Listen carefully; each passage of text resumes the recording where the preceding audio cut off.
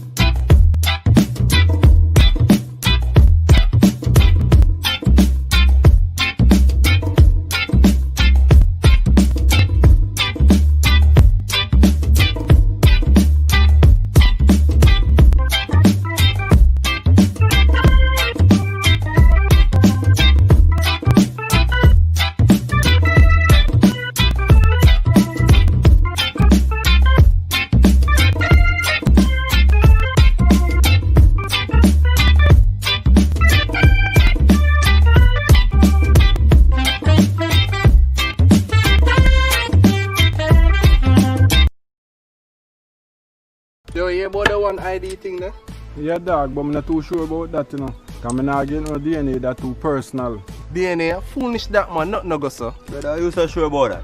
Check it out myself, you don't need no DNA nor no bank information to deal with it. Well, I'm going to check out that for myself. Real thing, man. Now when you want to go look alone, and you have your ID, the bank deal with the thing little quicker, you see it. That sounds good. One ID, tell me more. Secure your future and know your facts. Go to www.nidsfacts.com. National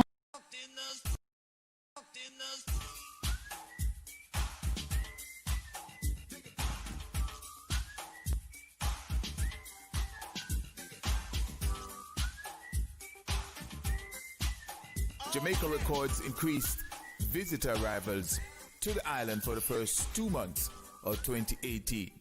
Sunday, February the 25th, out of the Jamaica Observer. Out of Kingston, Jamaica, Jamaica Information Service states that Minister of Tourism Edmund Bartlett is reporting that Jamaica recorded increased visitor arrivals to the island for the first 2 months of the year. Quote, we ended January at 12% above last year, and February is still going ahead of last year, the minister said, while speaking at a cocktail reception held at the Terra Nova Hotel yesterday. The reception, hosted by the Jamaica Tourist Board in celebration of Bartlett being named Caribbean Tourism Minister of the Year for 2017 by the Caribbean Journal. Data from the Jamaica Tourist Board showed that a record 4.3 million tourists visited Jamaica in 2017, providing a revenue flow of approximately Of unrivaled tropical splendor, with the verdant mountain ranges and the azure waters of the Caribbean Sea kissing the golden sands of its beaches along a mesmerizing shoreline. This is Jamaica, a paradise island acclaimed as one of the best wedding destinations in the world. A wedding symbolizes the coming together of two hearts melting into one body, nurtured by love, affection, understanding, and compassion. These in turn harmonize in building a home and fostering a family that in time produces after itself and creates a community. I'm truly delighted to be sharing in this momentous occasion with all you wonderful people, all of 126 couples, each simultaneously pledging a lifeline of love, togetherness, and a time when together is undoubtedly the most challenging thing for everyone. But ironically, you are symbolizing our credo of this time, being together while staying apart. As I think about this special event, 4 words in particular come to mind: historic, innovative, love, and hope. This is undoubtedly the first time that we are having a virtual wedding here in Jamaica. And it probably is the first time anywhere in the world. So that makes it truly historic. But there's much more. As the leading tourist destination among the islands of the Caribbean, we here in Jamaica pride ourselves as being innovative in ensuring that visitors to our shores do have an emotional problem breaking themselves away from the vacation, even when it ends.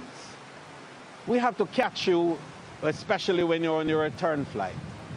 That is why more than 40% of our tourists have been repeat guests, many doing so multiple times and refusing to go anywhere else, and we certainly don't want them to.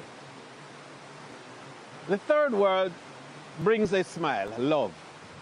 The campaigns give an opportunity for me to meet the people, shake their hands, embrace them, and while I'm shaking hands and being embraced, the people whisper into my ears.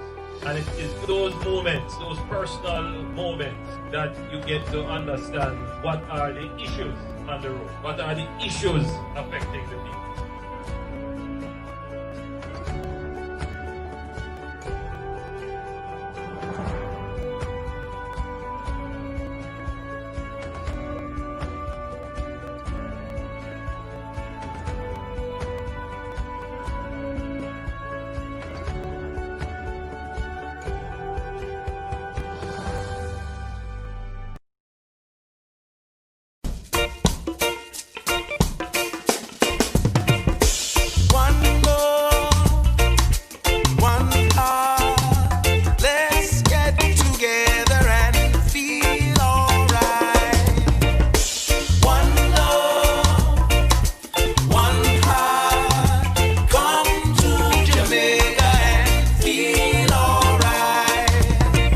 Jamaica.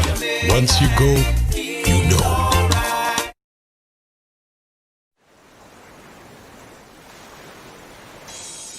Let's get a little breeze on this land.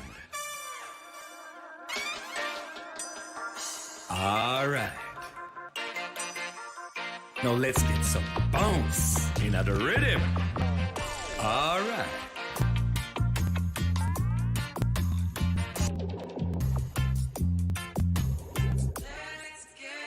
Let's get some fire on our hearts. All right.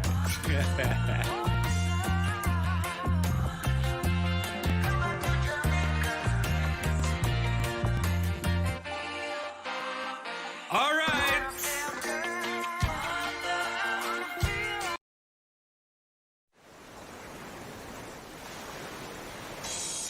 Let's get a little breeze on this land. All right. Now let's get some bounce in the rhythm. All right.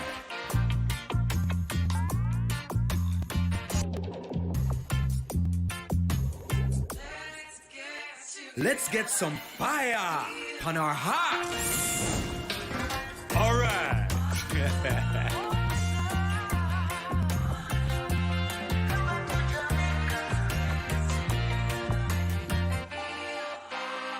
All right.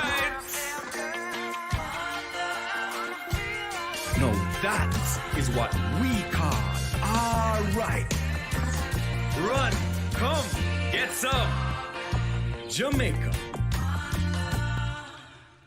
The barring of the press at airports and seaports cannot be good for our democracy. And the support, Mr. President, we offer the government, Mr. President, the support we offer the government, includes the utmost respect for the democratic process of our country. Freedom of the press.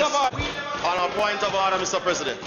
Senator Brown, thank you. The senator is misleading the Senate, as the press have not been barred from any area of any of the ports, whether air or sea, that they would normally have access to, Mr. President. They have no access to the areas on any normal day that they have not been allowed access to now. And furthermore, Mr. President, these areas are akin to being admitted to a hospital as people are kept in quarantine, whether at home or in the government. They have no right, and privacy of people must be protected, Mr. President. The press have not been barred, and that was a misleading statement and must be withdrawn.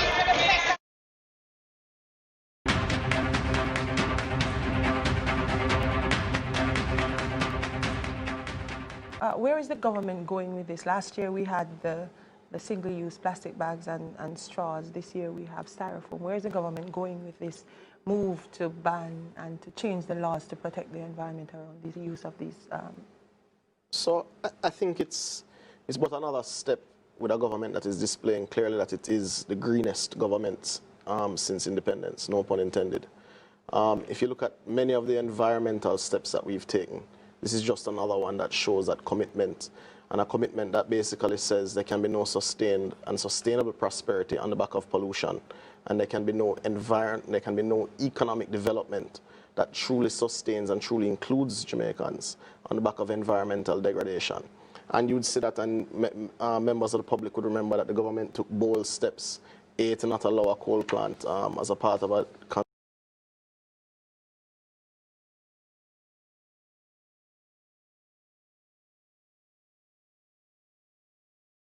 Fighting COVID-19 requires some adjustment to our lifestyle. Let us do what we have to do now so we can do what we want to do later. Do your part. Stay home, stay safe. One bag of gold medal pan me now. Champion boy, you know the damn thing. Labor rights! Make no mistake about it. It is us who must save this country. We have a duty to ourselves. We have a duty to our children. We have a duty to our brothers and sisters. We have a duty to the elderly to save this country from poverty. Austerity can take you so far. It is time for a break. It is time for a stimulus to truly get this economy moving. And we must take the message of Audley Shaw. We must take the message of Andrew Holness to the Jamaican people and tell them that better is coming. Tell them that prosperity is near. Tell them that the PNP is gone, gone, gone. PNP for Jamaica. Labor rights. Gonna look good in halfway through this evening. And we're going to look even better on Thursday, February 25th. The PNP talk about fiscal management and how well they were doing. You know, they know that we were rejected by the people for 18 and a half years. Well, you were rejected the last time, and it was because you weren't doing as well as you like to state here. There are some simple facts that you must contend with. Each year, Peter Phillips came to this house and tabled tax package after tax package after tax package. During that tenure, there's not 1 year that the revenue targets were met. Look at it this way, Mr. President. If you don't meet your revenue targets, and you have to be fiscally prudent, and you can't run all over the place borrowing because the quote-unquote credit card did buck, then what you do? You don't raise the money, you cut spending on social services, and you cut spending on infrastructure. And that is invariably what happened, Mr. President. When we look at where we are now, many errors have been made in the past, significant effort has been made to correct them. But this government has stabilized. Now, I couldn't come and talk to you today and not speak about the recent utterances by some senior members of the PNP. They have disparaged members of the Jamaica Labour Party. No, it's not the first time they have done it, you know. Decades ago, they called us gully government. But now we're all grateful and thankful for the drainage that help us when the flood rains come. That visionary leadership of the Labour Party. They called us dirty because of the number of laborers that followed Buster Manty when he was fighting for their rights, better wages and better working conditions. If that's why you want to call us dirty, then a dirty we say. But that is not the language that we are looking at today. That is not where Jamaica is. That is not what Jamaicans want to hear, quite frankly. If your next generation of leadership, if your new political future, whether you are united or rising or whatever, but your next tier of leadership is talking about Hitler or using hateful language about our race, or talking about running people in them out of them constituency and who can't walk and which girl must take with themselves. If that is your next generation of leadership, or who tired to see anybody face, if that is your next leadership, then Jamaica is not looking to you. Our Say Yes to Fresh campaign has gotten an overwhelming response. Thanks to each and every one of you who have gone out and bought local and supported our farmers. Special thanks to our private partners, especially the CB Group, who helped conceptualize this Say Yes to Fresh campaign. Thus far, we have moved 1.1 million pounds of produce from over 10 parishes, assisting over 1,000 farmers. That is your work. But we're not out of the woods just yet. There's still a lot of items that are in excess, and we need your support for them. There's still a lot of local chicken on the market. There's still a lot of local pork. Please continue to buy local. Continue to buy with purpose. Continue to support our farmers as we say yes to fresh. Rest of the team. Now I'm not going to be very long tonight, but there's a couple things I want to say. And the first thing is this. I am very happy to be in southeastern Clarendon. You know why? This is the constituency where Peter Bunting defeated our former Prime Minister, Ushera, and sent him into retirement. And I am the one that is going to defeat Peter Mercant Bunting and send him into retirement.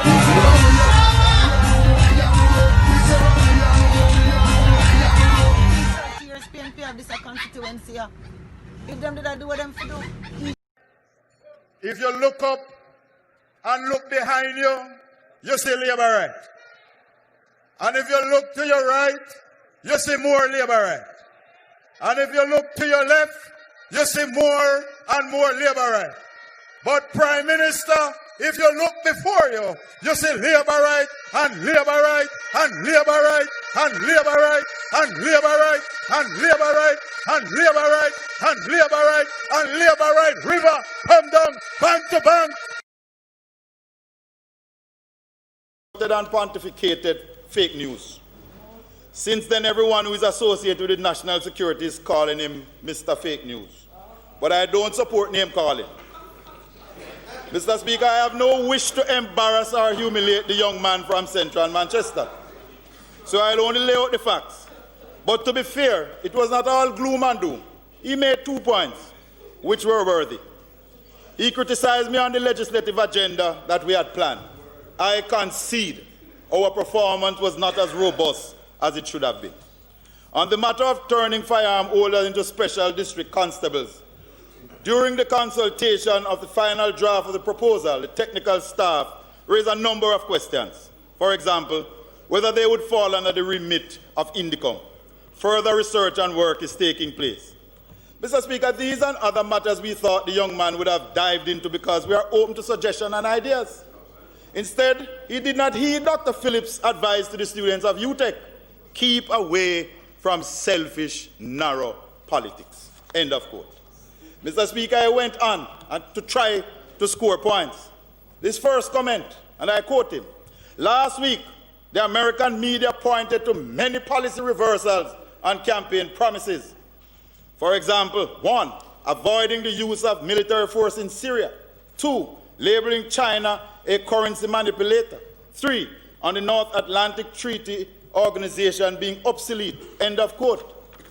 Mr. Speaker, what right does the member have to use the parliament to negatively comment on the internal affairs of a friendly country? Mr. Speaker, is it normal to use the parliament to attack and question in a subtle way? Is it normal? Is it normal order, to use please, the parliament order, please.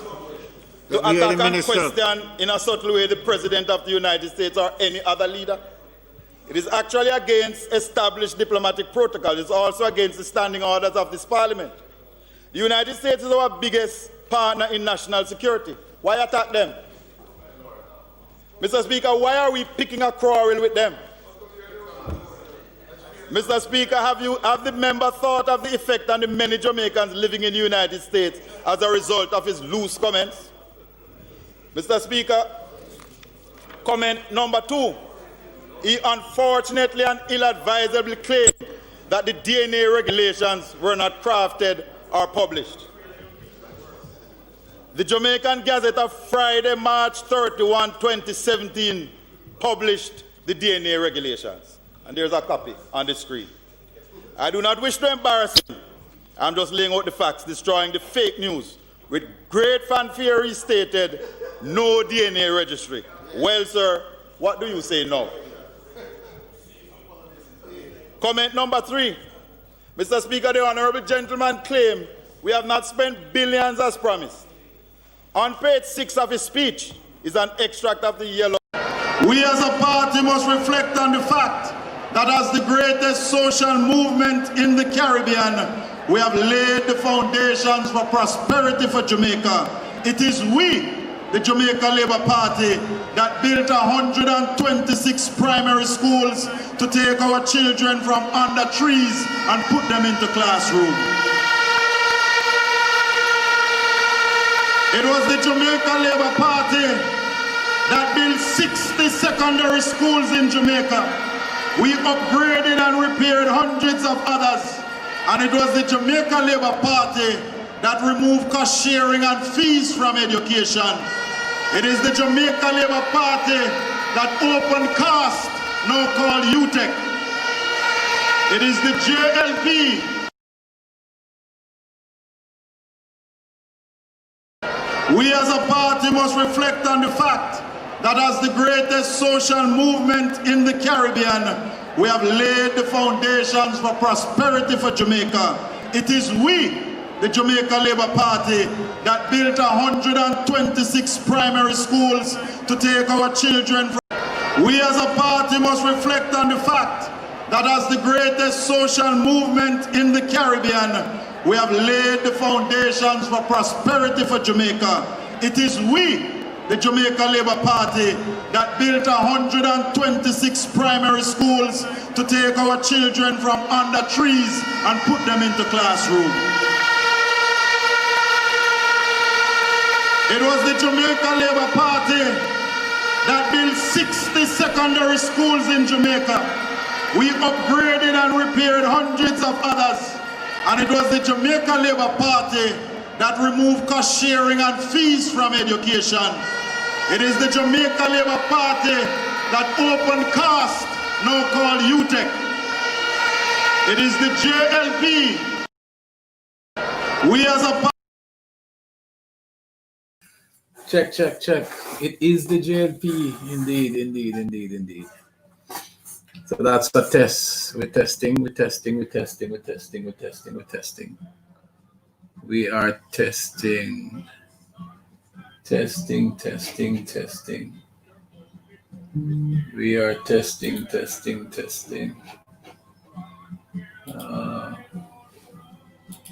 what this says here. So white screen, no good. Too much light.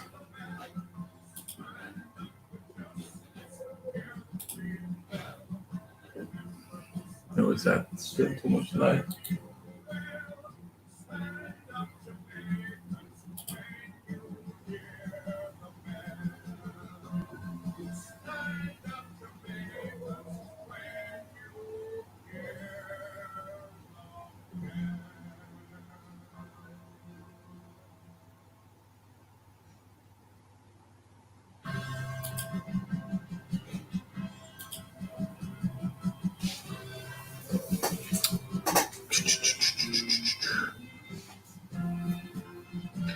All right, check. Check.